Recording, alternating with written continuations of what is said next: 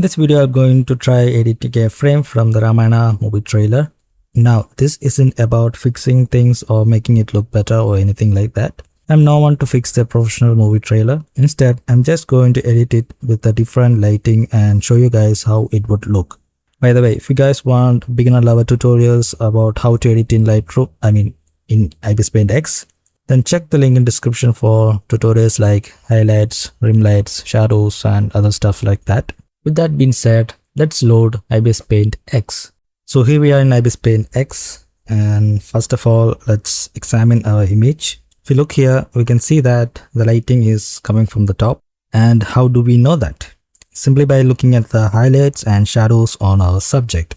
We can see the highlights above his eyebrows, then on his nose and also his shoulders. We can also see the shadows. So this all tells us that the main light source is coming from the top, which is the sun, obviously. What I'm going to do is change the lighting so that it's coming from one direction instead of from the top. That way you will get some nice highlights on one side and also some nice shadows on the other side, which will give his face a bit more of a 3D look. The first thing I'm going to do is paint some shadows on his body. For that, I'm going to select a sample color from his body and then select my texture brush, which you can download from the link in description.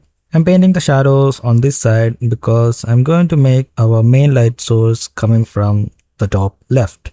For painting shadows on the face, let's create a new layer, change its blending mode to multiply and then select a darker color from his body. And then paint it like this on his face.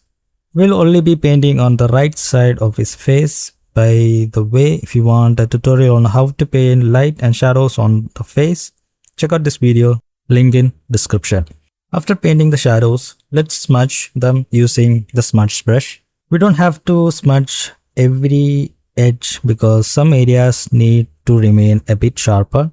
Also, if you feel like it's too much, always remember to adjust the opacity. For the highlights, we'll be using the same brush. Select white and paint highlights on the areas where the sun would hit. After painting the highlights, we need to smudge a few areas like this, the same way we did with the shadows. Adjust the opacity because we don't want it to be too intense.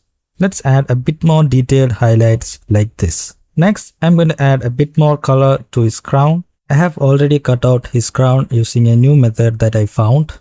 I'll make a tutorial on it soon. I will leave the link in the comment section when the tutorial is finally out.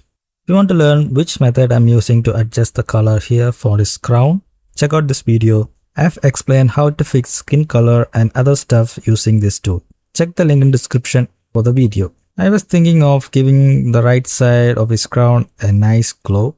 So let's create a new layer, change its blending mode to add and use my glow brush to start painting some glows like this. I'm also going to add some shadows to the back side like this, making it a bit more darker. To finish things off, I'm adding a bit more light to his beard and then do a little bit color grading in Lightroom, and the final edit looks like this. What do you guys think? Let me know in the comment section. I'll see you in another video. Until then, keep creating.